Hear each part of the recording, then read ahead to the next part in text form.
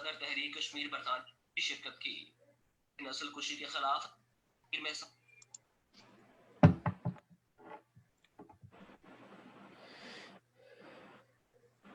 अस्सलाम वालेकुम वरहमतुल्लाहि व बरकातुहू। मैं अपने मोअज़्ज़ज़ मेहमानों को खुश आमदीद कहता हूँ। Welcome to our program. We are doing Guftagoo on human rights, and this is our few programs we have done so far. Today is our third program, and we have with us Mr. Ashraf Chughtai Saab. He is chairman of the organization which is called One Voice Kashmir. And we also have with us the president of Tehreek-e-Kashmir UK with us, Mr. Fahim Kiani Saab. And inshallah, our topic is the violation and the abuse of human rights in Kashmir. And can I just first of all welcome Ashraf Chughtai Saab. Assalamu alaikum. Shukriya Quraish Saab. Thank you. And Fahim Kiani Saab, Janab, welcome Janab. Yes, शुक्रिया जी कृष्ण साहब, बहुत शुक्रिया। Thank you. हमारा programme जो है वो इंशाल्लाह उर्दू में ही है और उर्दू में होगा। थोड़ा सा मिक्सचर है, तो मैं जरा पहले कोई थोड़ा सा इंग्लिश में एक दो चीजें अर्ज करना चाह रहा हूँ कि भाई ह्यूमन राइट्स जो है, what is human rights? as we all know that human rights are basic rights and freedom that belongs to every person in the world from birth to until death. And these basic rights apply regardless of where you are from, what you believe or how you choose to live your life. And they can never be taken away. So this is our topic of discussion. Our basic rights are being abused, and we are in really a big dilemma. It's now been over 8 months since we have been locked down in Kashmir. The word lockdown, first of all, the whole world heard it from Kashmir, and now, unfortunately, the whole world is in lockdown. So we all know how it feels to be locked down. So I will ask Ashraf Chughtai Saab, first of all, to please give us your update from your end, and then we will go on to Fahim Kiani Saab, please. Thank you Krishna साहब। ये हमारे लिए जो है ना कि बड़ा एजाज का मकाम है कि हमारे साथ जो है ना कि एक नौजवान कश्मीरी लीडर फ़हीम कियानी साहब मौजूद हैं। वो इस प्रोग्राम में शिरकत कर रहे हैं। शुक्रिया इनका, इन्होंने मतलब है कि इस प्रोग्राम में शिरकत की दावत पे, क्योंकि पहले भी अभी कॉन्फ्रेंस करके अभी उन्होंने कॉन्फ्रेंस ख़त्म की है। क्योंकि मैं तो एक ऐसा चश्मदीद गवाह हूँ कि इनकी जो पिछले कई सालों से वहाँ पे जो बरतानिया में खासकर कश्मीर के काज के लिए जो है ना कि चाहे वो डिमॉन्स्ट्रेशन हो, चाहे कोई सेमिनार हो, house of common, house of Lord में हो, या कहीं 10 डाउनिंग स्ट्रीट या इंडियन हाई कमीशन के सामने मुजाहरा हो, तो ये जो है ना कि बढ़ चढ़ कर ये ना पूरे जो है ना कि बरतानिया का तूफानी दौरा करते रहे हैं। और मैं मुख्तलिफ जो है ना उन मीटिंग में मौजूद रहा हूँ। तो मैं प्रोग्राम को ज़्यादा वक्त इनको दूंगा, लेकिन मैं सिर्फ ये कहना चाहूँगा कि जो खासकर जो है ना कि जो बॉर्डर पे जो टेंशन है और 9 मंथ से वहाँ पे जो कर्फ्यू है, डेड लॉक है, और वो जो है ना कि जो एक दरिंदा है, वो एक ऐसा जुनूनी जिसको जंग जो है ना वो करके उस खित्ते के अमन को खतरे में डाल रहा है, उसके लिए जो है ना कि जो खिलाफवर्जियां हो रही हैं ह्यूमन राइट्स की वहाँ पे, और वहाँ पे जो नस्ल कशी की जा रही है मुसलमानों की, और वो उसको जो है ना कि वो अपनी अक्सरियत जो है ना मुसलमानों की उसको जो है ना कि ख़त्म करने के लिए वो भारतीय जो है ना कि लोगों को वहाँ पे माइग्रेट करने का जो उसका जो एक साजिश है, वो जो है ना कि हम जो है ना कि कियानी साहब से ये पूछेंगे कि करारदादे 1948 से वहाँ पे मौजूद हैं, और वो तो उस वक्त भारत जो है ना कि मुनहरफ हो गया था, ना उसने हक की खुदरादियत दी और ना ही उसने फौजें वापस की। और फौजें वो भी 8 लाख से ज्यादा फौज है वहाँ पे, वो जुल्म सितम वहाँ पे कश्मीरियों पर कर रही है, वहाँ पे कत्ल-ओ-गारत कर रही है, नौजवानों को गन के जरिए से कत्ल किया जा रहा है। मैं सिर्फ ये यानी साहब से भी पूछूंगा, क्योंकि नौजवान ये क्योंकि बड़े मुतहरक हैं वो ज्यादा है, और ये कश्मीर जो है ना मसला जो है ना इतनी अरूज पे मतलब बैन अवी जो है ना कि सतह पर चला गया है। तो ये जो है ना खास कर ये मतलब मैं इनसे पूछूंगा कि ये जो कॉन्फ्रेंस हम कर रहे हैं, या मतलब है कि जो वर्चुअल कॉन्फ्रेंस है अभी ये अटेंड करके इस्लामाबाद से भी होके गए और वहाँ पे कर रहे हैं, क्या ये इन कॉन्फ्रेंसों का ये जो इंटरनेशनल मीडिया है या इंटरनेशनल बैन अवी बरादरी है या ये जो है अक़वाम मुत्तहिदा है, क्या ये हमारी आवाज का नोटिस लेगी? मतलब है कि मैं इनसे ये पूछना चाहूंगा कि क्या नोटिस लेगी? बहुत बहुत शुक्रिया चुगताई साहब।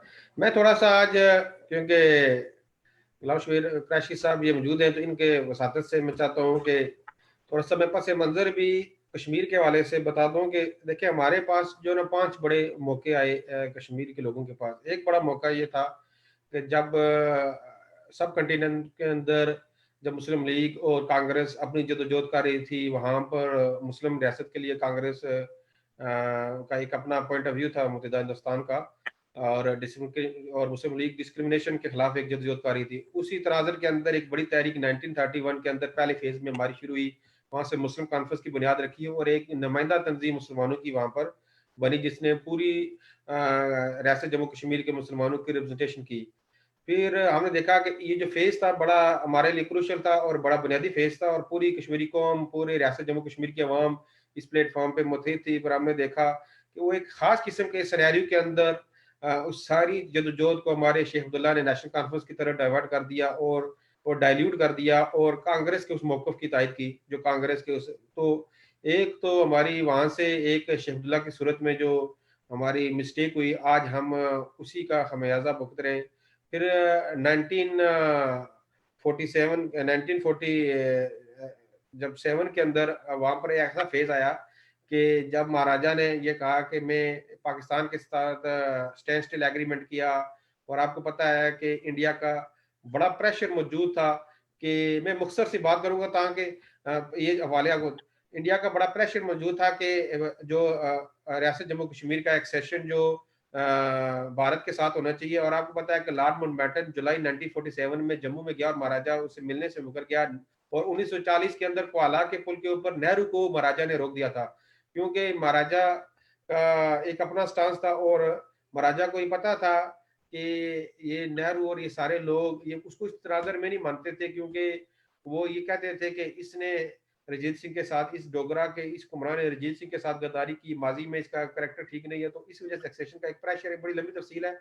इन शॉर्ट मैं ये कहना चाहता हूँ कि उस तनाज़ुर के अंदर जब सेकंड फेज जब हमारे पास आया कि जब बॉर्डर कमीशन बन रहा था पाकिस्तान का और इंडिया, ये बात समझने वाली है कि कायद-ए-आज़म रहमतुल्लाह अलैह ने ये स्टैंड स्टिल एग्रीमेंट करके रियासत जम्मू कश्मीर को ये समझे थे वो तो हमारे साथ है ही है महाराजा की सूरत में, जैसे कैसे महाराजा हुक्मरान था, लेकिन वो उनका ज्यादा कंसर्न हैदराबाद और जूनागढ़ का था।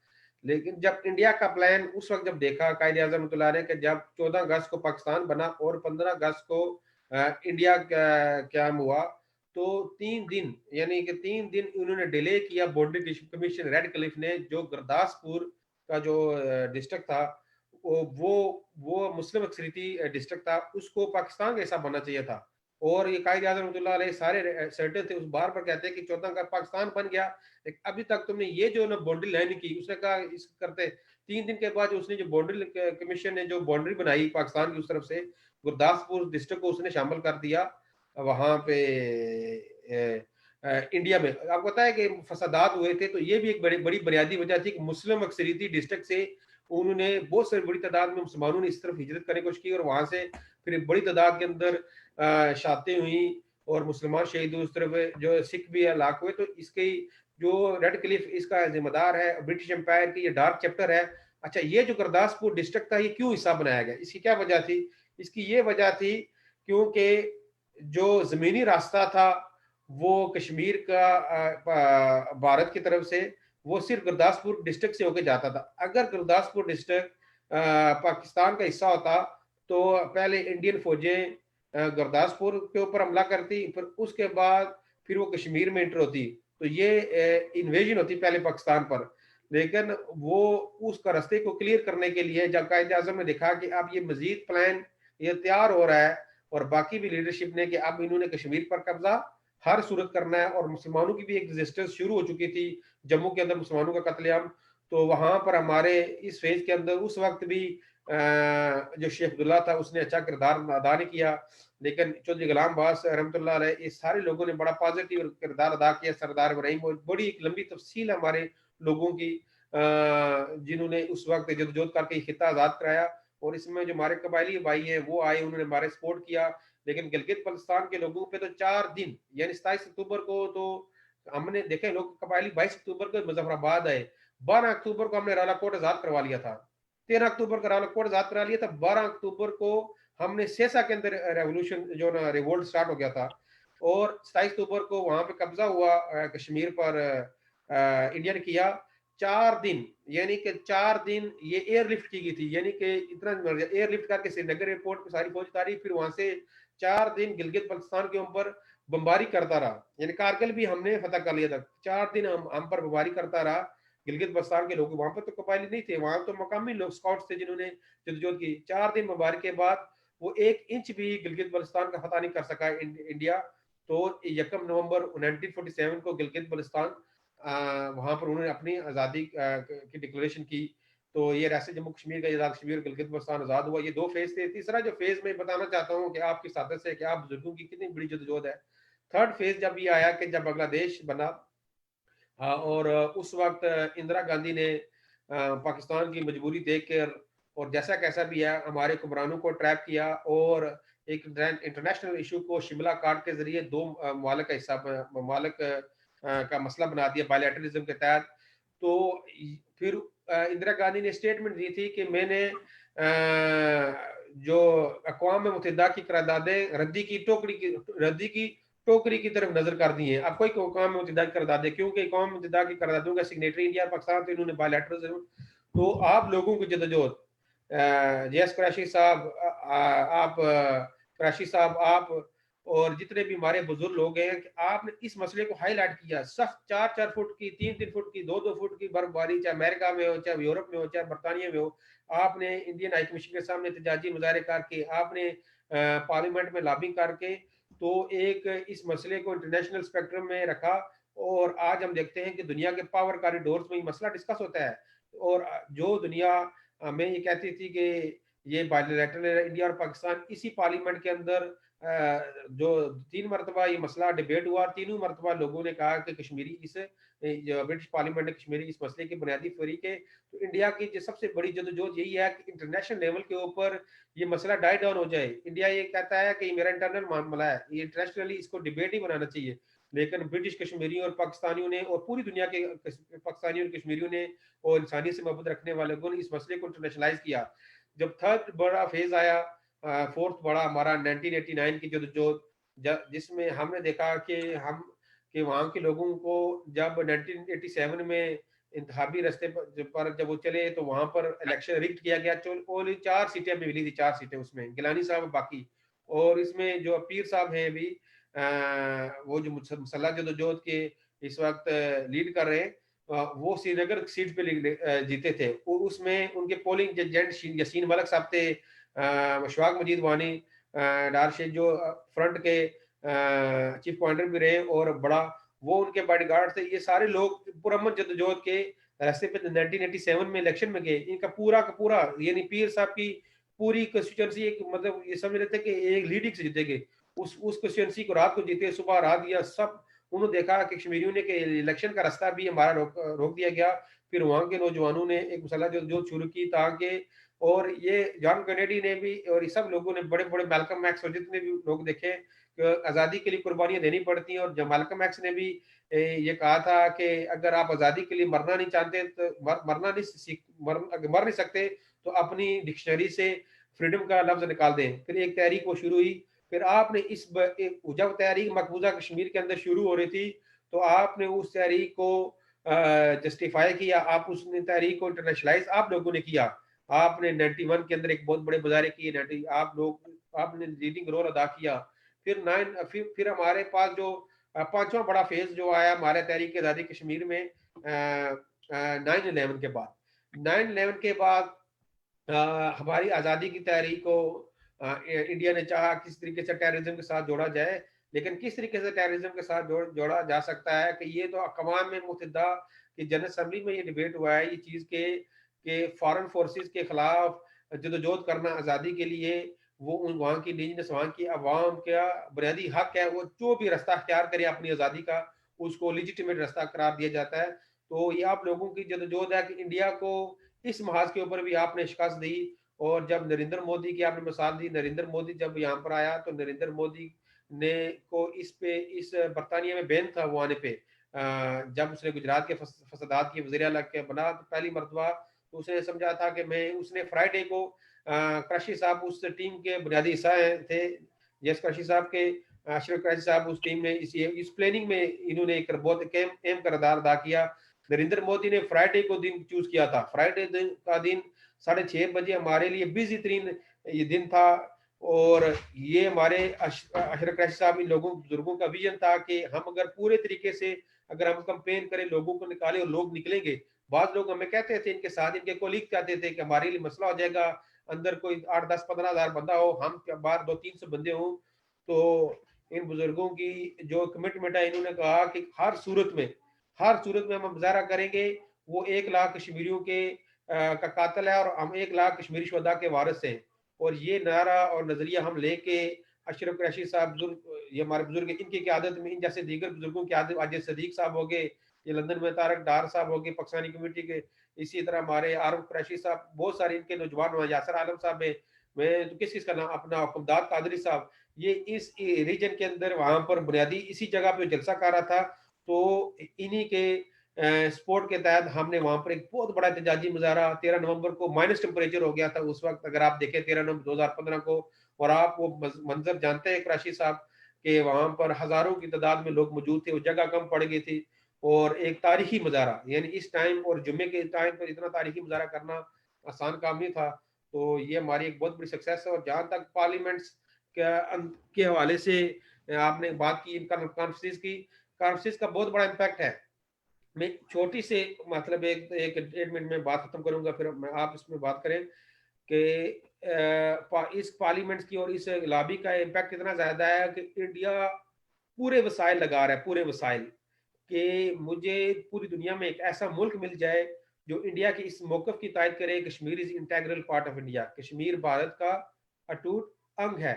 ये देखें कि वो अरबों रुपए का बजट लगाने के बावजूद उसको दुनिया में कोई ऐसा मुल्क नहीं मिल सका कि वो ये कह दे Kashmir is integral part of India.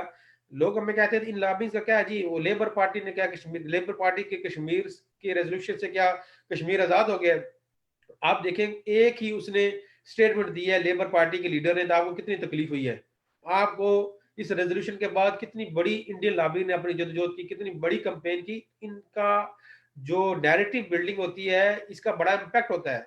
अब दुनिया में जंगें नैरेटिव बिल्डिंग पे लड़ी जाती हैं, मीडिया पे लड़ी जाती हैं, कंपेन ज़हन साजी की जाती है।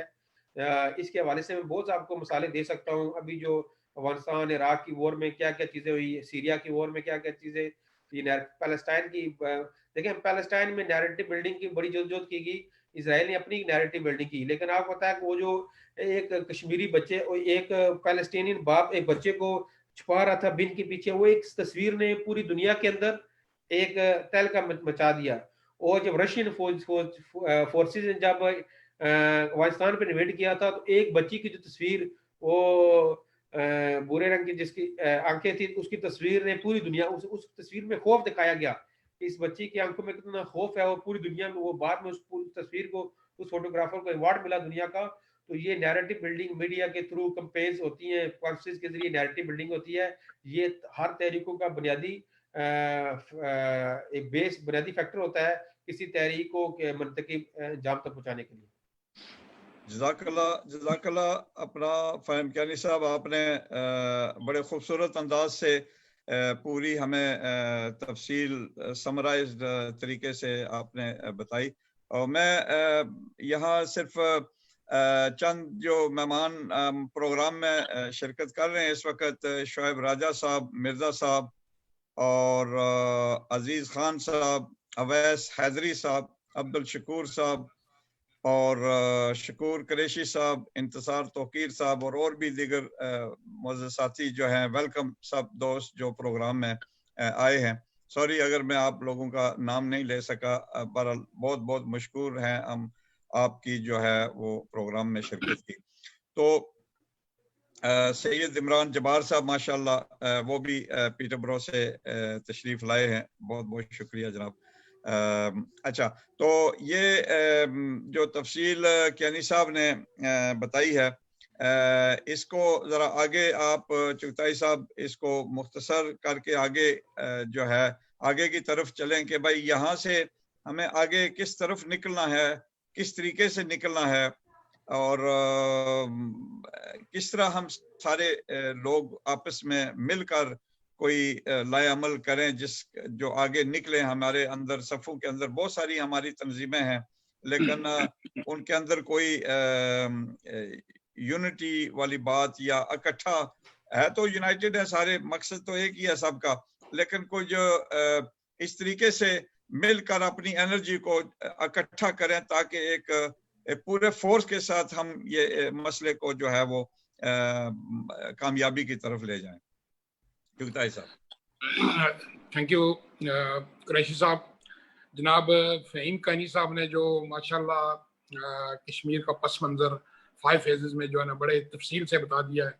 वो मैं भी कश्मीरी हूँ, मेरे बाउदाद भी कश्मीर से हैं, पैदाश तो पाकिस्तान की है, लेकिन ये जो कश्मीर की तारीख पार्टीशन से पहले तो ज़ाहिर है कई हज़ार साल कश्मीर की तारीख एक हैसियत रखती है, लेकिन जो कश्मीर की जो मसला बना है जो पिछले 72 साल से 1948 की जो करारदादों के बाद जब ये डिस्प्यूटेड करा दिया गया, लेकिन दुनिया को या बैन अवी बरादरी को या भारत तो अटू टंग हमेशा कहता रहा है कि ये हमारा अटू टंग है, लेकिन जितनी जो है कश्मीर की तारीख जो है ना बैन अवी तौर पर, इंटरनेशनल तौर पर कश्मीर का मसला उजागर हो रहा है या मूवमेंट बढ़ रही है, इतना ही जो है ना कि वो भारतीय यानी कि जो है ना कि जो अभी तो मोदी सरकार उसको यही कहना कि मोदी जो है ना वो जो है ना कि सख्त जो है ना कि वो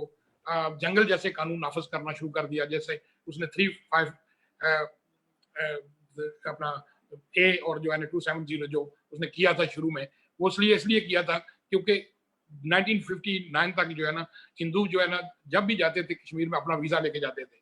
उसने ये इसलिए किया कि उसको पता है कि ये जो तारीख चल रही है ये कहीं ये ना हो कि राशमारी करानी पड़े, रेफरेंडम कराना पड़े, तो वो उसने ये साजिश के तहत ताकि जितनी ज्यादा माइग्रेशन जो है ना की जाए, जितने ज्यादा लोग जहाँ सुकून इख्तियार करेंगे, वो जो है ना कल आने वाले दिनों में जब अगर वोट देंगे तो जो है ना उसके लिए जो सहूलत हो जाएगी कि पर कम वोट। दूसरी जो बात जो है ना कि अभी थोड़े दिनों चंद दिनों क्योंकि कैनी साहब भी जो है ना कॉन्फ्रेंस करके आए थे एक और सिलसिला कि जिस तरह किस तरह डोमिसाइल का जो तरीका कर, वो मैं तफसील में इसलिए नहीं जाना चाहूंगा, फिर लंबी बात हो जाएगी। बात ये है कि कश्मीर का मसला जो इस वक्त जो है ना कि आलमी बैन अवी जो है ना कि बरादरी, इंटरनेशनल मीडिया अभी मतलब बैन अवी बरादरी जो है ना वो अभी तस्लीम करती है कि ये वाकई डिस्प्यूटेड है। अगर वो तस्लीम करती है डिस्प्यूटेड है और उसके बावजूद जो है ना कि ये लाखों जो है ना कि हिंदुओं को अभी डोमिसाइल के जरिए कश्मीरियों को बात करने का जो तरीकाकार इसने भारत ने शुरू कर रखा है, और दूसरी तरफ जो बॉर्डर पे टेंशन है वहां पे जो वो भी बैन अवी जो है ना कानून की खिलाफवर्जी है। मतलब है कि बॉर्डर पे टेंशन, बैन अवी इत्तेशाल दिला रहा है, जंगी जुनून, जंग मुसल्लत करना चाहता है। पिछले साल उसने फरवरी में क्या किया, जहाज आए तो अल्हम्दुलिल्लाह हमारी पाकिस्तान की मसाला फौज जो है ना कि वो इतनी माशाल्लाह सलाहियत रखती है कि उसको मुंह तोड़ जवाब दिया, और वो अगर मसलत करेगा तो इंशाल्लाह हमारा बच्चा जो है ना कि कुर्बान करने के लिए तैयार है। लेकिन जंग मिसाल नहीं होती, मिसाल होता है कि अमन और डायलॉग के जरिए, वो तो डायलॉग पर भी नहीं आता। तो इसके लिए जो है ना कि हम जो है ना कश्मीरी जो है सारे, मतलब है मैं इन्होंने 5 फेज में बात की, मैं 5 फेज वो कहना चाहता हूँ कि जो हमें क्या करने चाहिए वो मैं 5 फेज में मैं बताता हूँ ये करना चाहिए। मैंने पिछले प्रोग्राम में जो किया था, कैनी साहब ने सुना होगा या नहीं देखा होगा, मैंने ये कहा था कि हमारी कश्मीर कमेटी मुख्तलिफ अदवार में कुंतु में बनती रही है, उसका क्या हुआ, इम्पैक्ट हुआ किसी को पता नहीं, स्वाय नवाब दादा नसरुल्लाह के उनको पता था कश्मीर का मसला क्या है, बाकी किसी को पता ही नहीं वो कश्मीर कमेटी। अच्छा ठीक है जी, ये बिल्कुल अब कानूनी तौर पे जी, आईनी तौर पे जी, उसके जो मेंबर होते हैं, चेयरमैन तो कोई वो मेंबर होते हैं, कोई इलेक्टेड मेंबर पार्लियामेंट होगा या कोई सेनेट का होगा या एमपी होगा, तो उसको रखते हैं। यार कोऑप्टेड मेंबर बनाने में क्या है, कोऑप्टेड मेंबर बना के रखें। अच्छा, मैं दूसरा मतलब मैं कहना चाहूंगा कि हमारे कितने ज्यादा जो है ना, कि मैंने पिछले प्रोग्राम में भी कैनी साहब का भी नाम लिया था, लॉर्ड नजीर का भी लिया, मैंने राजा नजाबत का भी लिया, मैंने सिकंदर, मैं अपना डॉक्टर नजीर गिलानी साहब का, बहुत सारों को मैंने नाम लिया। क्या यार इतने थिंक टैंक बाहर पड़े हैं, बाहर लोग हैं, थिंक टैंक में कश्मीर के मसले के लिए वो क्यों नहीं बना देते? ये मेरा तीसरा मैं कह रहा हूँ, मतलब है कि जो फेज है। तीसरी बात जो है ना, मैं फेज में करना चाहता हूँ कि जब तक ये नहीं कि हम कंफ्यूज करते रहते हैं, एक जमातें, एक का होता है इख्तिलाफ के पाकिस्तान, दूसरा का होता है जी ये अपना इंडिपेंडेंट हो जाए। मतलब है कि हम पहले जोर दें कि यार मसला हल तो करें ना, उसके लिए हम जोर एक मौके पे डटे, एक मौके पे हम हो नहीं रहे, डेढ़ इनकी वजह से कोई मजारे करेगा, उसमें एक जो है ना वो तंजीम नहीं जाएगी, और सब पार्लियामेंट में मीटिंग होगी, पूछेंगे वो कौन आ रहा है, कौन आ रहा है, वहां पे नहीं जाएंगे। हम जब एमपी को कंफ्यूज कर देंगे, हम जब इंटरनेशनल मीडिया को कंफ्यूज कर और ताकतों को कंफ्यूज कर देंगे, अपना केस सही तरह से रिप्रेजेंट नहीं करेंगे कि कश्मीर का मसला जो है ना, कि ये वहां पे सिर्फ ये नहीं है मुसलमानों की नस्लकशी हो रही है, वहां पे इंसानियत का भी कत्ल हो रहा है। जब तक आप ह्यूमन राइट की वायलेशन का भी जोर नहीं देंगे, पूरी दुनिया आंखें नहीं खोलेगी। क्योंकि उनको जब ये मतलब फलस्तीन में देखो ना, हाल ले लेना, जब वो कहते हैं वो कि जी मुस्लिम ममालिक है, इसलिए उनके साथ जो है ना, इस तरह जो है ना कि हमें चाहिए जो थर्ड फेज में कि हमें क्या करना चाहिए कि तमाम पॉलिटिकल पार्टीज को, यार तमाम जितनी ऑर्गेनाइजेशन को, यार किसी एक प्लेटफॉर्म को, एक मौके पे, यार एक स्लोगन पे, एक नारे पे, एक जो है ना कोई इत्तेफाक राय कर ले। इसके ऊपर करने के लिए कौन जो बिली गले में गड्डी बनेगा, कौन आएगा जो इनको इकट्ठा करेगा, ये वो मुश्किल है। चौथा जो मैं खास कर ये कहना चाहूंगा कि देखें यार, क्रैशी साहब, फहीम कैनी साहब इतने माशाल्लाह जो ना इंटेलेक्चुअल हैं, पढ़े लिखे हैं, बहुत सा पार्लियामेंट मैंने इनको सुना है, डिमॉन्स्ट्रेशन मैंने इनकी स्पीचेस सुनी है, कॉन्फ्रेंस में मैंने सुनी है, इन्होंने सही जो बताया है।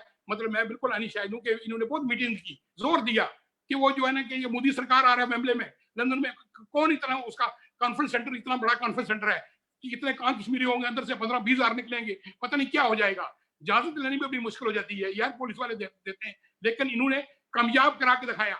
उनको पता चला कि जो है ना कि कश्मीरी जो है ना अपने हक के वहां लड़े, इधर भी जो है ना कि वो इसकी मजम्मत करेंगे और जरूर जो है ना प्रोटेस्ट जो है ना अपना रिकॉर्ड कराएंगे इंटरनेशनल मीडिया और बैन अवी ताकतों को। वो उस दिन फहीम कैनी साहब ने डेट भी बता दी 2015 में -11, मतलब उसमें खड़े हुए सारे बुजुर्ग लोग जो खड़े थे, उन्होंने सर्दी की परवाह नहीं की, कुछ भी नहीं किया, और वो उन्होंने वो दिखाया। तो इंडिया के वानों तक जो है ना ये चल मची की थी कि ये जो है ना कि वो उसको रोकने के लिए क्या क्या उन्होंने किया था। मतलब यही बात होती है कि हमारे पास बहुत टैलेंट रखने वाले कश्मीरी लीडरशिप मौजूद है, यंगस्टर हैं ऑर्गेनाइजेशन में, क्यों हुकूमत वक्त जो है ना उनको अकोमोडेट, उनको बुलाती नहीं है, वो ऑन बोर्ड क्यों नहीं लेती? क्या वजह क्या है? कश्मीर कमेटी के मेंबर में कोऑपरेटिव मेंबर बनाए, मेंबर बना के उनको भेजें डेलीगेशन में, पूरी दुनिया में जाए। वो क्या फहमी कैनी में वो टैलेंट नहीं है? नजीर गिलानी में या लॉर्ड नजीर या जीएस कुरैशी या सिर्फ चुगताई या कोई राजा सिकंदर, कोई भी हो, वहां पे अमेरिका में बैठे, जावेद फोर्ट बैठे, वहां पे बैठे, अभी कह रहे थे मुझे कॉन्फ्रेंस में मुझे लाइव लेना, मैंने कहा नहीं, बहुत सारे पूरे बैन कौमी दुनिया में जो है ना हमारी लीडरशिप मौजूद है कश्मीर के लिए। मतलब है उसके लिए क्रैशी साहब, मैं मतलब कहता हूं कि ये आवाज हमारी पहुंचे, किसी जगह वहां पे पहुंचे कि जो है ना आप जो है इनको करें। आखिरी फेज जो है ना मैं खासकर जो है ना मैं करके फिर मैं कैनी साहब की बात सुनूंगा। देखें ये सारी चीजें मैंने बता दी है, ये जो उसका भारत का क्या है, भारत पूरी दुनिया में बेनकाब हो चुका है, उसकी दहशतगर्दी बेनकाब हो चुकी है। एक उनका बंदा यहाँ पकड़ा गया इंटरनेशनल कोर्ट में, वो उसका फैसला उसके खिलाफ आया है। हम ये सारी बातें जो वो कर रहा है वहां पे 9 मंथ में क्या कर रहा है, वहां पे कर्फ्यू, वहां पे उसने जंगल इंसानियत का वो कत्ल हो रहा है, 9 मंथ वो जो है उसने कर्फ्यू लगा के वहां किया हुआ है, और ये बॉर्डर पर टेंशन कर रहा है, कत्लों गलत कर रहा है। ये क्या हम इंटरनेशनल कोर्ट में नहीं जा सकते कि ये क्यों करे, इसको बंद करो? जा सकते हैं, लॉयर का हमारे पास है, बहुत बड़ा है, मतलब हमारे पास मौजूद है टैलेंट रखने वाले, लेकिन कौन करेगा? ये जो है ना कि ये मैं कैनी साहब से पूछूंगा कि वो बताएंगे कि इसके लिए वो क्या कर रहे हैं, कि सिर्फ हम कॉन्फ्रेंसिंग करते रहेंगे, तकरीरें करते रहेंगे, डिमॉन्स्ट्रेशन करते रहेंगे? इसके लिए क्या बैन अवी बरादरी, इंटरनेशनल मीडिया या कौम मुत्तहदा हमारी बात सुनेगी और इसको नोटिस लेगी और ये बंद कराएगी, ये जो वहां पे बॉर्डर पर टेंशन हो रही है? बंद कराएगी, वो जो कर्फ्यू उसको कर्फ्यू खत्म कराएगी, ये मैं सुनना चाहता हूँ। ये नहीं कि मतलब है कि कौन सा अमल ऐसा करेंगे, कौन सा अगला फेज होगा जिसके लिए हम करेंगे। हम बिल्कुल, मैंने कहा कि जंग के मुकम्मल नहीं हो सकते, जंग के कोई मसाइल काम नहीं है, लेकिन लीडरशिप की जरूरत है जो उसको बिठाए इसको, और ताकतों को शामिल करके कोई महाराज जो है ना कि बने साथ में, चाहे बरतानिया आ जाए, कोई भी आए, वेलकम, आए और ये डायलॉग में करें, तुम क्या चाहते हो, वो कश्मीरी बताएंगे हम किधर जाना चाहते हैं, इंडिपेंडेंट रहना चाहते हैं, हमें मंजूर है इंडिपेंडेंट रहना चाहिए, उसके हमें क्या एतराज है, ये फैसला उनको करने दें, कश्मीरियों को जो कुर्बानियां दे रहे हैं यार। जज़ाकल्लाह चुगताई साहब। कैनी साहब, ये आप इस इशू को एड्रेस करें। मैं थोड़े से साथी जो और तशरीफ लाए, मैं पहले उनका नाम नहीं ले सका, जिसमें मोहम्मद बिलाल साहब हैं और इसके अलावा शहजादा महमूद हुसैन साहब हैं, सोहेल कुरैशी साहब, आतिफ कियानी साहब, सईद अनवर साहब, उस्मान राजपूत साहब, नदीम मलिक साहब और इस तरीके से इकबाल साहब, हाफिज हसीब साहब तशरीफ लाए हैं। तो सबको खुश आमदीद, बहुत बहुत शुक्रिया साथियों का जो प्रोग्राम में शिरकत फरमा रहे हैं, और सबको दुआओं की दरख्वास्त है। और ये बहुत बड़ा तावन है।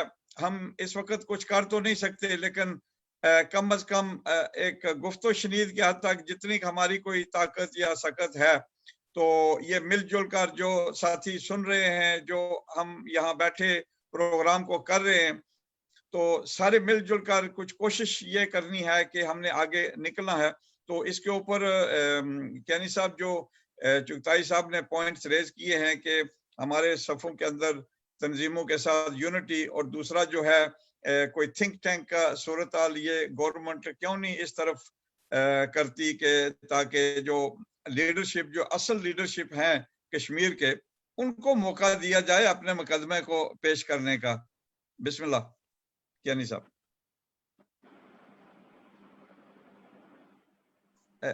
आवाज शायद म्यूट हो गया सर। बहुत बहुत शुक्रिया। मैं ये कहता हूँ कि जनूबी एशिया का जो अमन है उसका रास्ता श्रीनगर से होके जाता है, और कश्मीर की आज़ादी का रास्ता इस्लामाबाद से होके जाता है। और इस वजह से मैं कहता हूँ कि जितना मजबूती के साथ इस्लामाबाद खड़ा होगा, उतनी मजबूती के साथ पूरी दुनिया उसके साथ खड़ी होगी। यानी माजी के अंदर एक डेलीगेशन गया ईरान में, तो उसमें हुर्रियत के भी लोग मौजूद थे, तो उन्होंने कहा जी कि आप के थोड़े से, मतलब आपको पता है कि ईरान का बड़ा अच्छा रिलेशन था इंडिया के साथ। तो जब ईरान पे पाबंदियां लगी, तो ईरान को सिर्फ एक ही मुल्क को ऑयल देने की इजाज़त थी, जो डीजल मतलब जो अपना बेचने की ऑयल, वो सिर्फ था ट्रेड करने की, उसको इंडिया के साथ थी। तो इंडिया उसका कंज्यूमर था 85+ नहीं है 90% ऑयल का। तो कहा कि देखे जी कश्मीर में वो जुल्म कर रहा है और सारा। तो ईरान के नुमाइंदे ने कहा उनको वहाँ पे कि आप इस तरह करें कि पाकिस्तान को तो पहले कहे ना कि वहाँ पे तजारत अपनी इसके हवाले से बंद करे। तो मैं ये कहना चाहता हूँ कि पाकिस्तान का मजबूती के साथ खड़ा होना, यानी कि रियासत पाकिस्तान की पॉलिसी और अवाम की, तो मैं खराज तहसीन पेश करता हूँ कि आज अगर पूरी दुनिया में देखें, कश्मीरी अगर कुछ बरतानिया में हैं जो एक्टिविटी करते हैं, लेकिन पूरे पाकिस्तान के अंदर लोग, मैं नॉर्वे में जाता हूँ, मैं डेनमार्क में जाता हूँ, मैं इटली में जाता हूँ, स्पेन में जाता हूँ, पोर्चुगाल में, जर्मनी में, पूरे पाकिस्तान में के लोग वहाँ इस कश्मीर के कॉज के साथ एक्टिव है। और ज़्यादातर लोग आपको डिस्ट्रिक्ट गुजरात से या डिस्ट्रिक्ट झेलम से मिलते हैं इस पूरी इन ममालिक के अंदर, जो बड़ा एक्टिवली रोल अदा करते हैं कश्मीर काज को हाईलाइट करने। पाकिस्तान की आवाम तो 72 सालों से कश्मीरियों के साथ चट्टान के साथ खड़ी, और रियासत, यानी सर रियासत की पॉलिसी है कि तालीम होनी चाहिए, रियासत की पॉलिसी है सेहत होनी चाहिए, लेकिन रियासत 72 सालों से तालीम और सेहत नहीं दे सकी ना। इसी तरह रियासत की पॉलिसी जरूर है कि कश्मीरियों का उनको पैदाइशी और जायज़ हक दराती मिलना चाहिए, लेकिन जिस तरह वो सेहत और तालीम दे सके, इसी तरह कश्मीर के मसले को भी उस तरीके से रिप्रेजेंट नहीं कर सके कि जिस तरह जनूबी पंजाब में वो आज तक हेपेटाइटिस को डील नहीं कर सकते, इसी तरह इंटरनेशनल लेवल पे कश्मीर के मसले को भी वो अच्छे अंदाज से डील नहीं कर सके।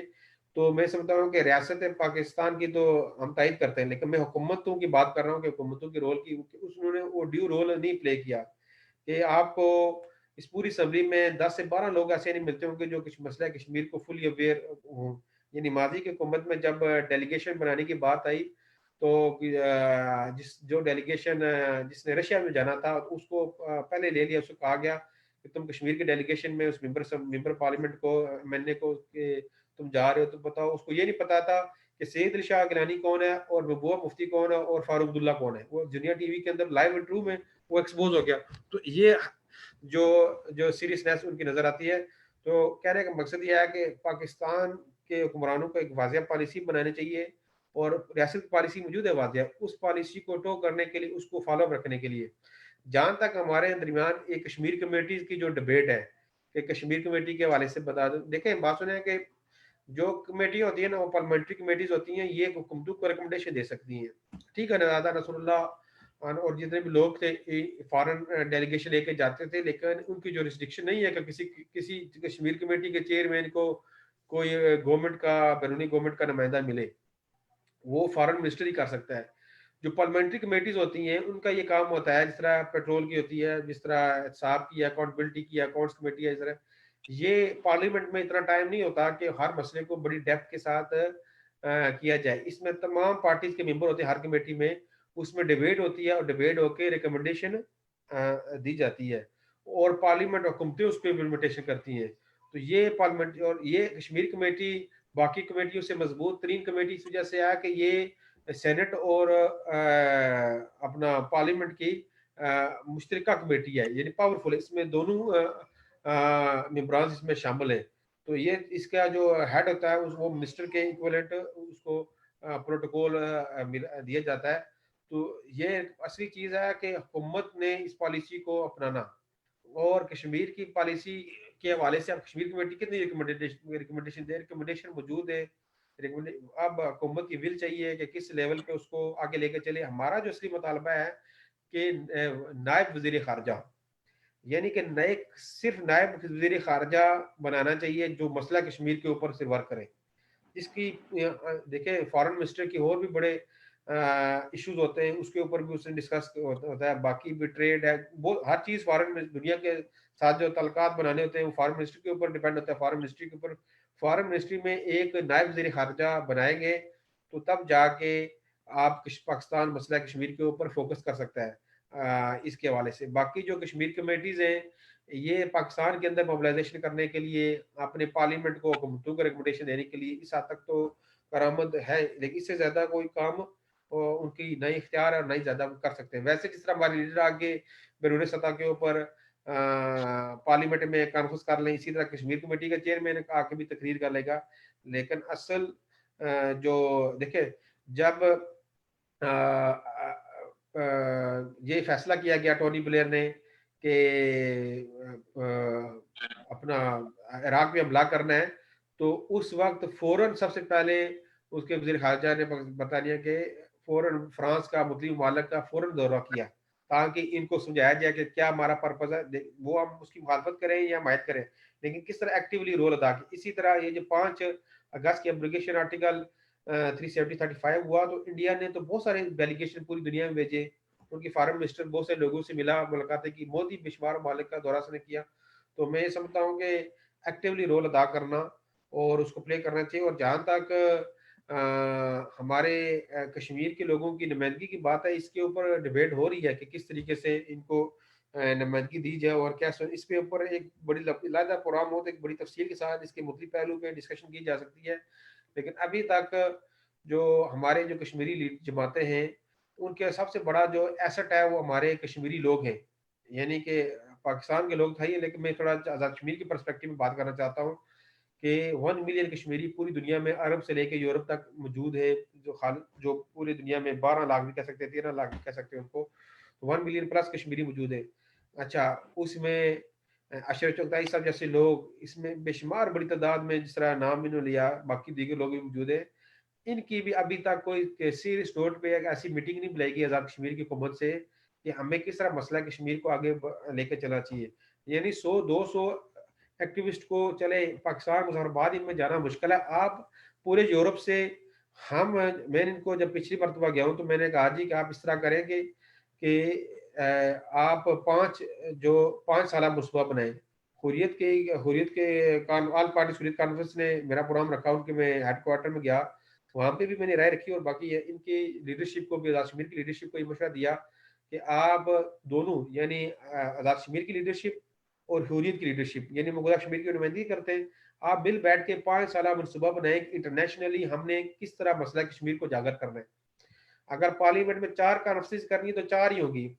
देखें फ़लस्तीनी इतनी ज़्यादा कॉन्फ्रेंस नहीं करते, लेकिन फ़लस्तीनी शायद साल में 2 कॉन्फ्रेंस करते हो, लेकिन उनका इम्पैक्ट कितना ज़्यादा होता है कि उसको पूरी वर्किंग साथ की जाती है। हम कोई भी लीडर आता है, हाँ चले जी आपको पार्लियामेंट में, मतलब मैंने अपने एमपी को फ़ोन किया जी आज ही आप पार्लियामेंट में 4-10 बंदे उठा के कर लिया। नहीं, पूरे एजेंडे के साथ एक प्लान के साथ मीटिंग करते हैं पैलेस्टीनियन। हमें भी अगर 4 मीटिंग्स करनी है तो तमाम 4 अगर पार्लियामेंट में करनी है तो 4 करेंगे, 10 मुजाहरे करने बरतानिया में 10 करेंगे, यूरोप में 20 करने 20 करेंगे, अमेरिका में इतना करना है। तो आप 5 साल मनसूबा इंटरनेशनली एक मसौदा बनाए। जब नेल्सन मंडेला की जब फ्री नेल्सन मंडेला की जब तहरीक शुरू हुई थी, ओलिवर टैम्बो ये मौजूद था, तो उसने 2 दिन इसके ऊपर डिस्कशन किया था कि हमारे किस तरीके से कौन कौन सी बुनियादी चीजें जिसके ऊपर हमने इसको उजागर करना है और कौन कौन सी चीजों को हमने इग्नोर करना है ताकि हमारा जो मेन इशू डाइवर्ट ना हो जाए, जो हमारा फोकस। तो मेरा कहने का मकसद है, मैंने कहा 5 साल मनसूबा बनाए। हम इम्प्लीमेंटेशन फोर्स है पूरे यूरोप के तमाम कश्मीरी एक्टिविस्ट को, चाहे जिसके पीछे 1 आदमी है चाहे जिसके पीछे 500 आदमी है। मैंने अरब के अंदर लोगों को एंगेज किया, अमेरिका के अंदर लोगों को एंगेज किया, ऑस्ट्रेलिया में, कनाडा में, साउथ अफ्रीका में जो मेन जो हमारे हब है कि हम आपको इधर बुलाएंगे, लेकिन उसके लिए बुनियादी उनको बुलाना, उनका वक्त ज़ाया करने की जरूरत नहीं। 5 साल ये मनसूबा लेके आए, हमारे पास लेके आए, उस पर पहले सारी लीडरशिप उस पर साइन करे, फिर यहाँ के कश्मीरी जो एक्टिविस्ट हैं जो मैटर करते हैं उनको हम सिग्नेचर लेके हम कहेंगे कि ये हमारा इंटरनेशनल एजेंडा है। अब ये नहीं होगा कि अशरफ चगताई साहब को शौक आ गया और फेम कियानी को शौक आ गया जी कल मुजाहरा कर दे जी, कल कॉन्फ्रेंस कर दे जी, कल 2 जूम कॉन्फ्रेंस कर दे जी, ये उठ नहीं। हम कहेंगे ये कश्मीरी कौम का मुश्तरका जो ये लायमल है और इस लायमल को हमने सब ने फॉलो करना है। अगर कोई लीडर वैसे आता है घूमने फिरने के लिए, वो आए घूमे फिरे वैसे साइड पे किसी कश्मीर कॉन्फ्रेंस वो करे, कश्मीर के पब्लिक काम करे, लेकिन पार्लियामेंट में उस वक्त भी जाएगा जब वो कश्मीरी कौम का, देखिए कहने मकसद है कि जब एक्सेसिव प्रोग्राम करते हैं कोई एजेंडा नहीं होता, कोई चीज नहीं होती कि हमने क्या। देखिए पेप्सी की मैं आपको समझ, पेप्सी आपकी जरूरत नहीं है, अपना ना अशरफ चगताई साहब की जरूरत है पेप्सी, ना आपकी प्रशीद साहब आपकी जरूरत है पेप्सी, आपकी हमारी असली जरूरत पानी है। लेकिन पेप्सी पेप्सी इतनी ज्यादा मार्केटिंग वो करते हैं कि हम जब कहते हैं जी ठंडा पीना है जी पेप्सी, ठंडे में भी नहीं कहते पानी, कहते पेप्सी पेप्सी पीनी है। पाकिस्तान में तो ये रिवाज है ये लफ्ज कहने का, पेप्सी चलेगी तो पानी की बजाय लफ्ज पेप्सी इस्तेमाल की, इतनी ज्यादा मार्केटिंग। हमें भी उन पॉइंट्स के ऊपर फोकस करके काम करना चाहिए, यानी राइट टू सेल्फ डिटरमिनेशन तो हमारा बुनियादी मसला है। पहला फोकस हमारा जो ड्रैकोनिक लॉज हैं मीडिया के, अभी तक तो हम पूरी वाइड ब्रिटिश कम्युनिटी को ये नहीं समझा सके, छोड़े आज़ादी की बात तो बड़ी बड़ी दूर की बात है कि आज़ादी के हवाले से चले उसमें हमारी जदोजहद जारी है, उसमें मैं डिबेट नहीं करूंगा। ये एक बुनियादी चीज है कि ब्रिटिश चैरिटीज जब वॉर्स जब क्राइसिस आते हैं तो ब्रिटिश चैरिटीज इराक के अंदर जा सकती हैं, गजा में जा सकती हैं जहाँ इसराइल एक जालिम है, जहाँ पर उसने कश्मीरियों पर फलस्तीनियों पर उसने कब्जा किया उनकी जमीन पे, वहां पे जा सकती हैं, अफगानिस्तान में जा सकती हैं। लेकिन पूरी दुनिया में इंटरनेशनल चैरिटीज छोड़े ब्रिटिश चैरिटीज के लिए मकबूजा कश्मीर नो गो एरिया। एक छोटी चीज यानी ये समझा दें भाई आज़ादी तो ठीक है हम ले लेंगे जिस तरह भी लेंगे, ये हमने तय किया कि आज़ादी हम लेंगे, लेकिन बुनियादी इंसानी हकूक से भी आप उनको दस्तबरदार कर रहे हैं कि आप पूरी दुनिया में आप छोड़े, आप किसी भी इस्लामी रिलीफ को, मुस्लिम एड को, मुस्लिम एंड्स को, ये इस्लामी कितनी चैरिटी ये जितनी चैरिटीज इनको छोड़े मुस्लिम चैरिटीज, आप गोरों की चैरिटी को ले लें, ब्रिटिश चैरिटीज को, भाई आपकी चैरिटीज को नहीं एक्सेस दे रही, तो आप कौन सा वहां जुल्म करने जाएंगे, आप तो कश्मीरियों को हेल्प करने जाएंगे। तो ये बुनियादी चीजें भी हम नहीं समझा सके। इसके लिए आज़ाद कश्मीर की लीडरशिप को और हुर्रियत की लीडरशिप को बैठ के 3 दिन 4 दिन बैठ के एक मनसूबा बनाना चाहिए और हमें ये तय करना चाहिए कि हम 1 साल 1.5 साल 2 साल हमने ये मौजू रखना है हमारी हमारी चीज का, हर मीडिया पे हमारी हर डिबेट के ऊपर ये जब बार बार उस मौजू को हिट करेंगे तो वो मौजू वो इस अवाम का, इन पॉलिटिशियन का वो एजेंडा बनेगा। जब मैं आपको दूसरे देखे बाकी कंसेंसस मौजूद है, ये जो है ना खुद मुख्तारी और इलाके पाकिस्तान का, ये शायद छोटे लेवल के ऊपर लोग डिबेट करते होंगे, लेकिन हमारे बड़े लेवल के ऊपर हमारे दरमियान ये कंसेंसस मौजूद है कि हम राइट टू सेल्फ डिटरमिनेशन की बात करेंगे, हम कश्मीरियों की बुनियादी और जायज़ हक की आज़ादी की बात करेंगे। जब वो फैसला आएगा डिसीजन लेने का तो करेंगे। असली जो अभी जो सबसे बड़ी रुकावट क्या है? अभी सबसे बड़ी रुकावट बरतानिया नहीं है, अब सबसे बड़ी रुकावट यूनाइटेड नेशन नहीं है या आलमी जो कम्युनिटी की बेइज्जती नहीं है। सबसे बड़ी रुकावट जो है मसला कश्मीर में, वो इंडिया का डिनायल मोड है। इंडिया का डिनायल मोड है कि इंडिया मसला कश्मीर को मतनाज़ा मसला तस्लीम करने के लिए तैयार नहीं है। तो हमारी सारी कुव्वतें, हमारी सारी तवानाइयाँ इंडिया के ऊपर फोकस करनी चाहिए, इंडिया के जालिम चेहरे को बेनकाब करने के लिए। इंडिया के पास बॉलीवुड का सबसे बड़ा प्रोपेगेंडा मौजूद है। मैं पुर्तगाल में गया, पुर्तगाल के अंदर वहां पे कॉन्फ्रेंस की, तो मैं सुबह फ्लाइट लेनी थी, तो तकरीबन 8 बजे फ्लाइट थी, तो वहां पर उनका ब्रेकफास्ट का टाइम 6 बजे स्टार्ट हो जाता है। तो मैं गया, तो वहां पर ब्रेकफास्ट के टेबल के ऊपर तो सिर्फ मैं एक ही आदमी था वहां पे नाश्ता करने वाला। तो वहां जितने भी 2-3 एम्प्लॉइज थे उनके, वो बैठ के फिल्म देख रहे, और फिल्म कौन सी देख रहे? इंडिया की। तो मैंने उनसे बताया कि आपको ये क्या चीज? उन्होंने कहा इंडिया की फिल्म। मैंने कहा कौन कौन से एक्टर हैं? वो एक्टर के नाम बताने लगे। अच्छा, वो सब टाइटल देख रहे थे। कहते हैं हम पूरे पोर्चुगाल में इंडिया की फिल्में देखते हैं, हम बड़े रेगुलर देखते हैं, बड़ी अच्छी इंडिया की फिल्में बनाते हैं। इस तरीके का इंडिया के पास प्रोपेगेंडा मौजूद है। तो हमें पहला फोकस ये करना चाहिए कि जो इंडिया का जो मौकफ है कश्मीर पे, कश्मीर एक मतनाज़ा इलाका नहीं, डिस्प्यूटेड इलाका नहीं, उसने एकदम शिफ्ट कर दिया। अब उस मौकफ में मजीद जान आ चुकी है कि 5 अगस्त के बाद उसने कश्मीर को यूनियन टेरिटरी बना दी है। तो इस मौकफ को हमने एक्सपोज करना है। देखें, बात क्या होता है कि छोटी मोटी पाकिस्तान की गलतियां या छोटी मोटी आज़ाद कश्मीर के हुक्मरानों की गलतियां हम यहाँ पर इंटरनेशनल लेवल के ऊपर डिबेट नहीं बनानी चाहिए। मैं आपको बताऊं, हमें फलस्तीन के लोगों से सबक सीखना चाहिए। इसराइल ने तो जुल्म किया, क्या गजा की जो पट्टी है, क्या इजिप्ट नहीं बंद करता? क्या वो आपको माजी में जो बमबारी हुई थी, वो जिसमें उर्दन की, उसमें कितने फलस्तीनी, वो सारी चीजें मौजूद हैं। तो वो लेकिन कभी भी फलस्तीनी इजिप्ट को मौजू नहीं बनाते, कभी भी फलस्तीनी जॉर्डन को मौजू नहीं बनाते।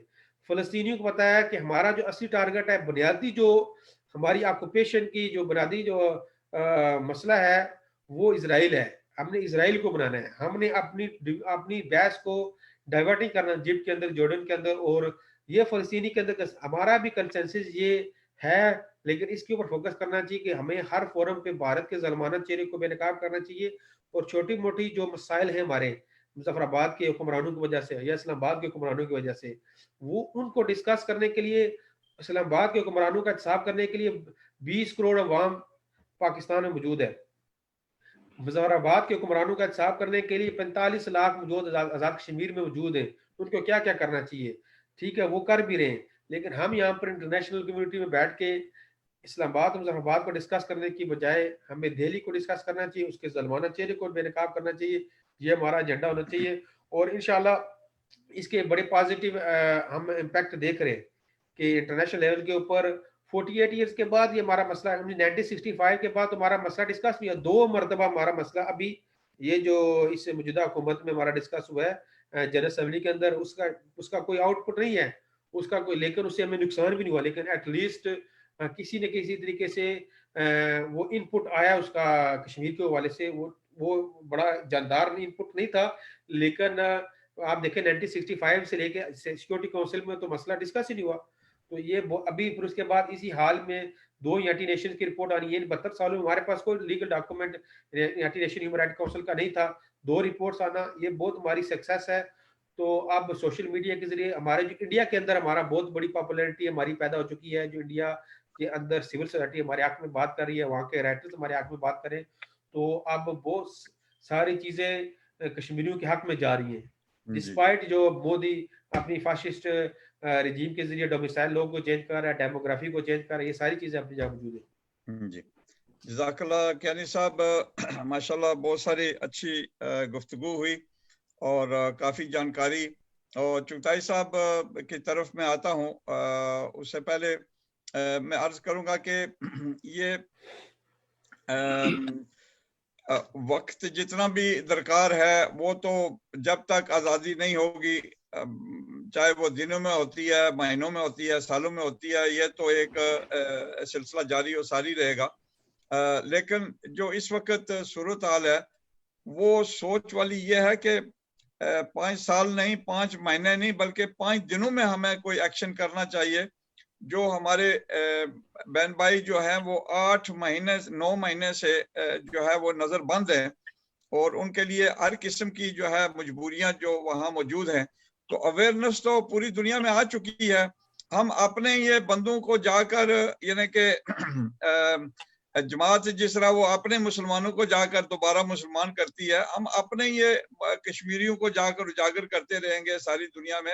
अभी कोई वक्त है कि कोई थोड़ा सा कुछ आगे का रुख किया जाए कि भाई उन लोगों के लिए कोई सबब सामान बना जाए कि उनको किस तरह हम कुछ उनको इस सूरत से आज़ाद कर सकते हैं। चुगताई साहब, एक तो ये है कि हमने डेफिनेटली जो हमारी कम से कम जितनी भी हमारी ओवरसीज जमातें हैं कश्मीर के हवाले से जो काम कर रही हैं उनके अंदर इंशाल्लाह हम कोशिश कर रहे हैं, आप मोहरम और इंशाल्लाह कियानी साहब, हम सारे मिलकर जो है वो एक कम से कम एक यूनिफाइड किस्म की एक आवाज होनी चाहिए हमारी। वो अपने अपने प्लेटफॉर्म से भी काम करते रहे, लेकिन एक यूनिफाइड एजेंडा होना चाहिए। जिस तरह कियानी साहब ने कहा कि भाई हमारा क्या होना चाहिए।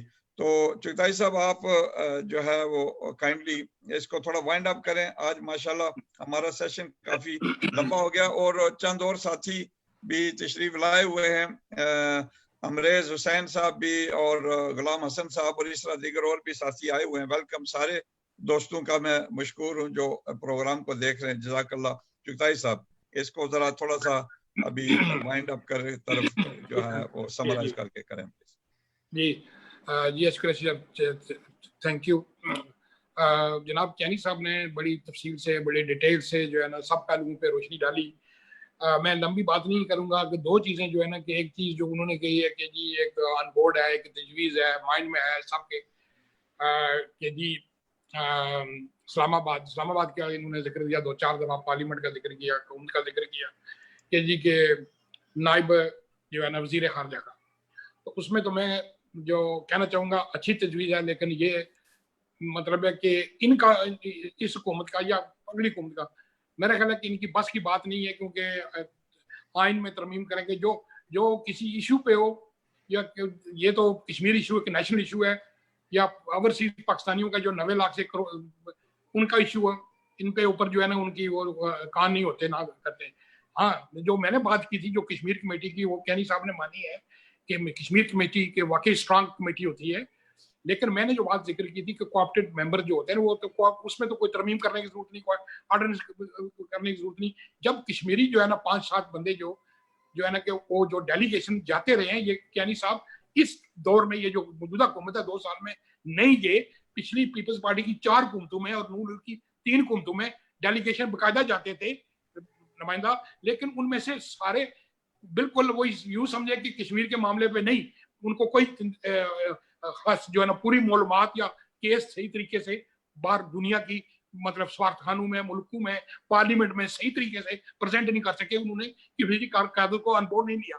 सही, इन्होंने दूसरी बात सही की है कि लिटरेचर हमारे पास नहीं होता है, उनके पास बहुत लिटरेचर, हमारे दूसरे भारत के पास वो जब भी किसी करते हैं मतलब के जाते हैं किसी जगह को कोई हौसा लाड हौसा, वो अपना लिटरेचर उनके पास पूरा होता है, कश्मीर का पूरा पूरा। हम हमारी होती है वर्बली तकरीरें की उर्दू में करके अखबारों में लगा के अपना इंटरव्यू, बस यही इससे ज्यादा और कोई नहीं होता। मैं जो बात करता हूँ जो प्रैक्टिकली जो है ना कि इंटरनेशनल मीडिया को, बैन ताकतों को, दुनिया को पता चले कि कश्मीर का मसला जो है ना कि आखिरी मरहल में है, उसके लिए जो करना है, उसके लिए जो है ना कि ना कियानी साहब के पास है, ना हमारे पास है, नजीर गानी या लॉर्ड नजीर या राजा सिकंदर या राजा निजामत या दूसरे बहुत सारे कश्मीरी, आप ये स्ट्रेटेजी आप कितनी कॉन्फ्रेंस कराई है, हमारे जो पीरे तरीके जो कमेटी वाले वो कितनी कॉन्फ्रेंस बहुत सारे और लोगों ने कराई करके, लेकिन क्या है कि हमें जो है ना कि दुनिया में किसी जगह जाएंगे, किसी पार्लियामेंट में जाएंगे, इन्होंने कितनी दौरे किए, इन्होंने बताया कि मैं यूरोप के फलां जगह गया, फलां जगह।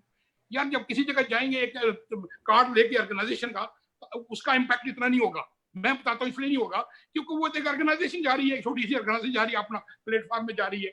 इन्होंने जो स्टेटिस्टिक्स दिया है कि जी सिर्फ बरतानिया में 1 मिलियन है कश्मीरी, बरतानिया में, पूरी दुनिया में पता कितनी है 2.7 2.7 यानी कि 27 लाख। पूरी दुनिया में कितने पाकिस्तानी और कश्मीरी हैं? 90 लाख से 1 करोड़। अगर 90 लाख से 1 करोड़ की जो हमें नुमाइंदगी नहीं दी जा रही पार्लियामेंट में, तो कश्मीरियों को क्या होगी? मेरी जो बात करने का ये था, देखें आजाद कश्मीरी की एक सीट है, एक सीट आजाद कश्मीरी की है, सीट है बिल्कुल। तो वो जो है ना कि अपना वो उनका नुमाइंदा होता है, होता नहीं होता। वो अगर एक किसी कश्मीरी को अपना एडवाइजर, प्राइम मिनिस्टर एडवाइजर, किसी को क्या नहीं साहब को किसी को बना दें कि वो कश्मीर इशू पे बात करेगा। पाकिस्तान के गवर्नमेंट अगर एक एडवाइजर बनाया, उन्हें जुल्फिकार बुखारी को ओवरसी के लिए ये करें, क्या वो करें? कुछ नहीं करें। एक कश्मीर का हो, अब वो अपना कार्ड ऑथेंटिक कार्ड होगा कि गवर्नमेंट के रिप्रेजेंटेटिव है, वो किसी पार्लियामेंट में जाएंगे, किसी जगह जाएंगे, उनकी से होगी कि ये गवर्नमेंट की तरफ से आए, ये अपना मसला लेके क्या जाके उन्होंने कुछ करना है? सिर्फ बताना है, केस में रिप्रेजेंट करना है कि ये केस है यार, इनको आप इसमें इन्वॉल्व हूं, ये वहां पे इंसानी हकूक की खिलाफवर्जियां हो रही है, इंसानियत का कत्ल गार्द हो रहा है, ये बंद कराएं। ये मेरा मतलब था। ये कहने का मैं लंबा इसलिए नहीं कर रहा जब प्रोग्राम हो रहा है अपना, तो मैं नेक्स्ट प्रोग्राम में डिटेल से होगी आपकी। एक चीज में आखिर में ये कहूंगा, ये जो कॉन्फ्रेंस कराने का बात की सब प्लेटफॉर्म में इकट्ठा करेंगे, अल्लाह करे कि इकट्ठे आए। ये मुश्किल नजर आता है, इकट्ठे एक जगह बैठना नामुमकिन है। मुझे नहीं लगता कि सारी कश्मीरी ऑर्गेनाइजेशन या पॉलिटिकल पार्टी जो है ना इकट्ठी हो जाएगी, ये कभी मुझे नजर नहीं आ रहा। कोई लीडरशिप नहीं है, लीडरशिप वाले चले गए, दुनिया छोड़ के चले गए, जिन्होंने कश्मीर काज के लिए जाने कुर्बानी की है, वो चले गए लीडर। काश के ऐसा लीडर कोई हो। साहब मेहरबानी, शुक्रिया।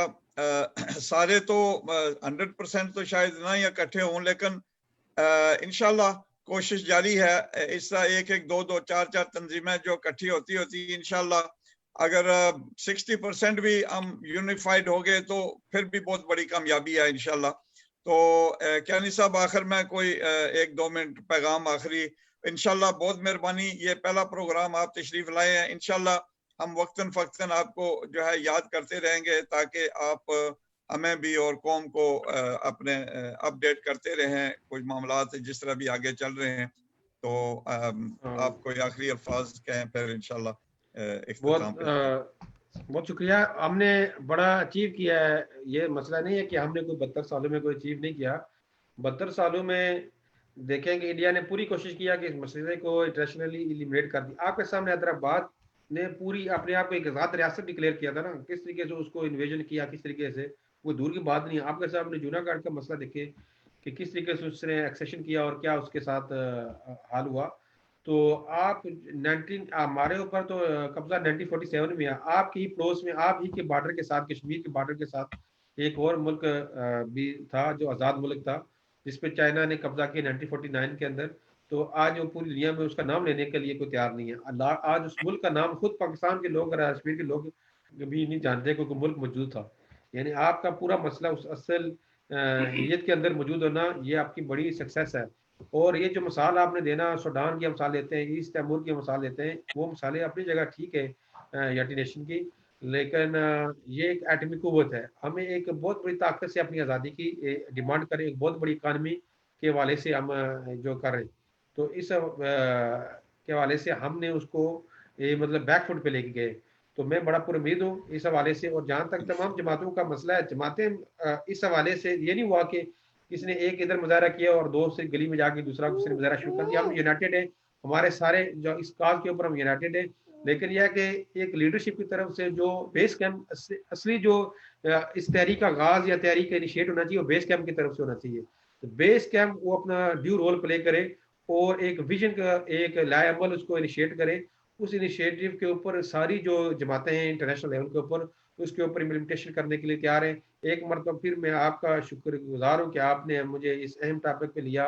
और जैसे क्रैशी साहब और बड़े सीनियर बुजुर्ग हमारे अशरफ चगताई साहब एक अच्छे तजीह नगार भी हो और इस पूरी तारीख के ऊपर इनका एक निगाह भी है। तो मुझे बड़ी खुशी हुई है कि आपके साथ में इस प्रोग्राम में ज्वाइन हुआ। जज़ाकल्लाह। शुक्रिया। आखिर में जी मुख्तसर दुआ करते हैं, अल्लाहुम्मा सल्ली अला सय्यिदना मौलाना मुहम्मद व बारिक व सल्लिम अलैहि। अल्लाहुल आलमीन इस रमज़ान शरीफ के बाबरकत महीने में हमारी दुआएं इल्तिजाएं जो हमारे कश्मीरी माओ बहनों की जो इल्तिजाएं हैं और आवाज़ारियाँ हैं, या अल्लाह अपनी बारगाह में उसकी जो है वो या अल्लाह फरियाद हमारी सुने रब ताला, और हमें कश्मीर और कश्मीरियों के ऊपर अल्लाह उल आलमीन खसूसी रहम व करम फरमाते हुए हमें आज़ादी की दौलत से मालामाल फरमाए। और कियानी साहब, अशरफ साहब और दीगर जितने भी तंजीमी दोस्त साथी काम कर रहे हैं, जो भी जितनी भी हरकत कर रहा है, सब की अल्लाह ताला काबशें कबूल मकबूल फरमाए। और या अल्लाह हम इस माह मुक़द्दस की बरकत से या अल्लाह हमारी जो वो कश्मीर लॉकडाउन हुआ है, सबसे पहले उसका कोई रास्ता बने।